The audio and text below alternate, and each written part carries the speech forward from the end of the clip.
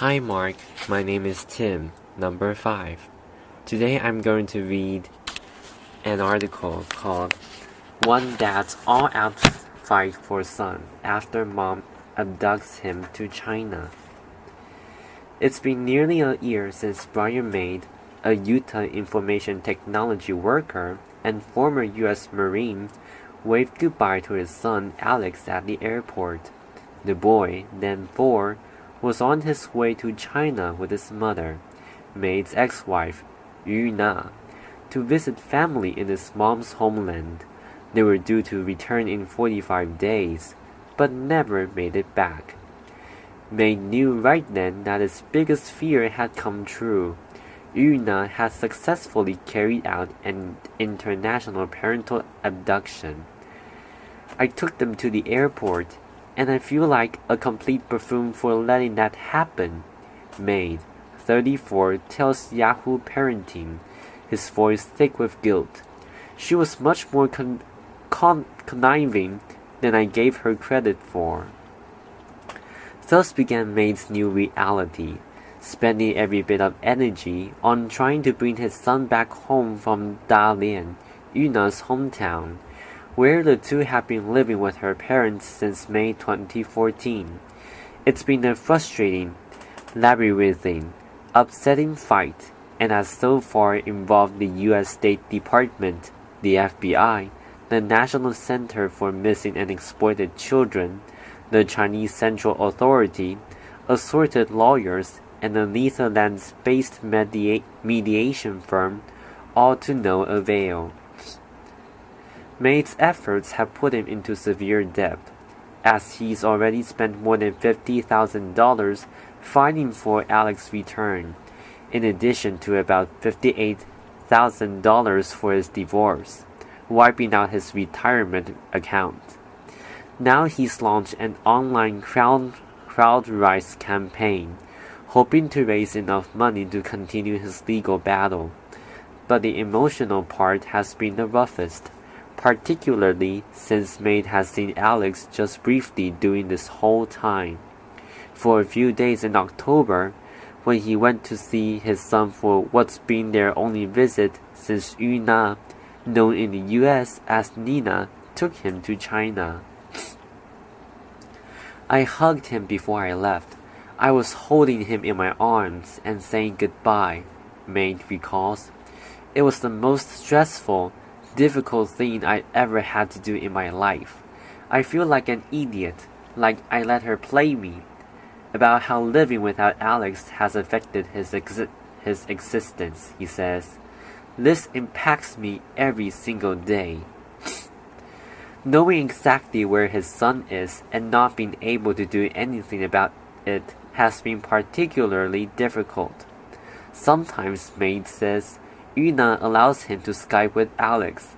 I tell him I love him, I miss him, that I hope he can come soon, Maid says, adding that Alex no longer speaks English and appears to only be interested in watching TV and playing games on his iPad, even when they are on a Skype call together. He worries about how Yu Na has explained his absence to Alex and about how he doesn't seem to be attending school. Yu Na does not respond to an email from Yahoo Parenting requesting her side of the story. It's awful, this poor little kid, Jill Coyle, Maid's Utah-based divorce attorney, tells Yahoo Parenting. She explains that while allowing Yu Na to travel to China with her son was a stipulation that they eventually agreed to in the divorce agreement, it was one she and Maid had great reservations about. This was definitely a big fear of his, but his ex-wife wasn't going to stop fighting for it. So it was either we go to trial fighting it all the way for $25,000 or come up with something we felt was safe enough. So they put safeguards in place, Coyle explains, which included having Yu Na sign a notarized statement saying that Alex was a U.S. citizen and that he was to be raised in Utah, requiring that she purchase a round-trip ticket for their travel, having her put up the title of her car as collateral, and also requiring that Alex a temporary visa which would expire, which it has. Now, she says, my client has spent so much money and has tried everything, and everyone has left him hanging. The crux of the problem with getting help from officials in this case is the involvement of China, which is not a party to the Hague Abduction Convention, a treaty that many countries have joined in order to provide a shared civil remedy among partner countries to work toward the best interest of an abducted child. Unfortunately, for some of the non-Hague countries, there may be some challenges and difficulties. Maureen Head, a supervisor in the Missing Children Division of the National Center for Missing and Exploited Children, tells Yahoo Parenting. One problem, she says, is that those countries, including China, won't recognize U.S. custody orders. Other challenges, filing international abduction charges against Yuna with the Justice Department, could potentially force her into hiding. Maid says he was advised, while enforcement would be difficult since there is no extradition treaty between the U.S. and China. But all cases vary wildly, she says, and even when they seem hopeless, things can turn on a dime. I've seen situations in which it seemed nothing can be done, but things change day to day, she says. The parent may want to negotiate. The parent may want to come back. The parent may want to travel. In March, the FBI was able to stop an attempt parental abduction to China when the dad in the U.S. alerted authorities that his wife had just boarded an airplane to China with their 4-year-old son. He had been alerted via email by his wife. The plane was turned around 4 hours into his journey from Washington, D.C., and the boy's mother was arrested. She now faces up to 3 years in prison. That father doesn't know how lucky he is, Maid says. Like the parents in a thwart kidnapping case, Maid and his ex-wife had joint legal custody of their children, but now he and Koyo have submitted a petition to modify that decision.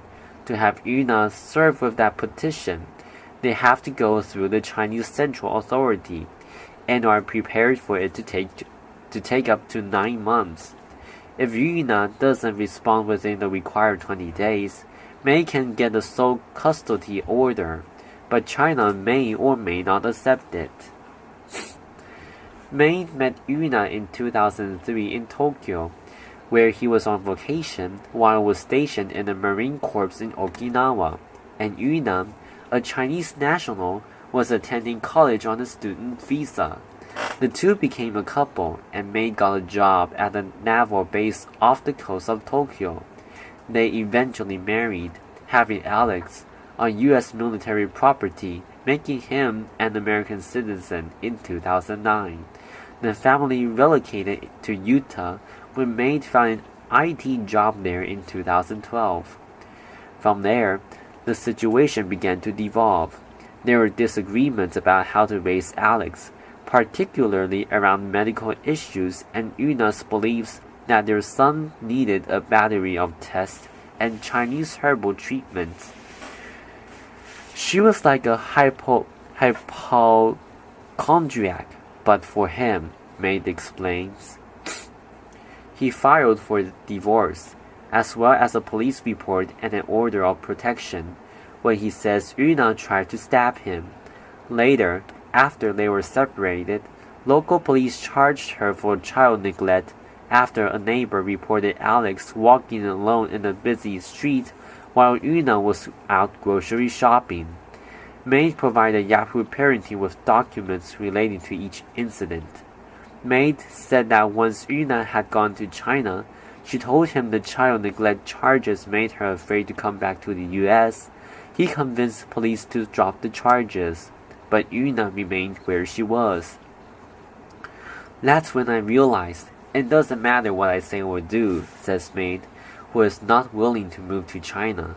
She's only convinced with what's best for her, not our son.